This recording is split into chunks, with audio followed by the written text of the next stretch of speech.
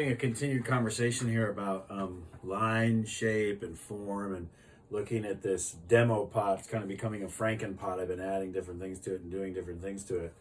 But here's this big spout. Now, this is a total crap handle. It's just a sketch, right? It just looks like turd, really. But I'm just looking at what line, right? What line this handle might occupy, how it might relate with that spout or balance that spout. So that might be a line that handle might occupy. I'd like the handle to obviously be wider, so it kind of relates to the spout, and cleaner, have a cleaner line, although this is kind of a hammered because it's a coil built pot.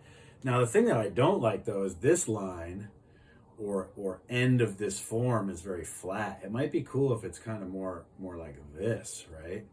So what I can do is I can do this operation called darting, which again is very common in fashion. And what you do is basically all garments are cylinders of clothing, right? There's this piece of clothing made into a cylinder.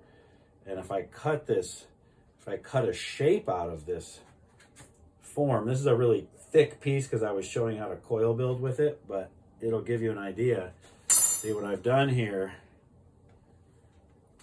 is I've cut this little, here we'll get rid of this. I've cut this little crescent shape, this little skinny eye shape. And see, I can remove that. And then this is gonna change that line. So I've removed a shape, right? This is a shape. It's kind of a elongated football, or, you know, two curves coming together at points. And then see how that is really changing form.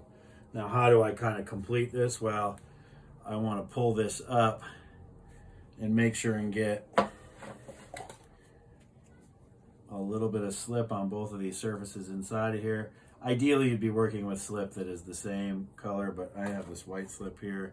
And then you would want to score this surface really well and the upper surface.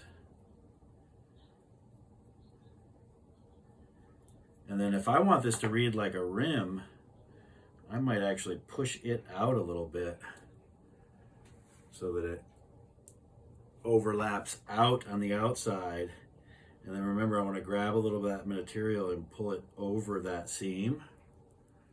And on the inside, I'm going to do the same thing. I'm going to grab some of the material from the inside and pull it up over that cut that I made, that seam. Right here, I'm pushing it over, but I'm kind of retaining a little bit of a bump so it can read like a rim, but I am trying to pull some of it down over that seam. And I could even cut it closer to this so that curve came more in, so there wasn't this little bump right here. So you know, there's so many little fine details you can focus in on once you get moving at that. All right. So that would be darting the rim of a pitcher.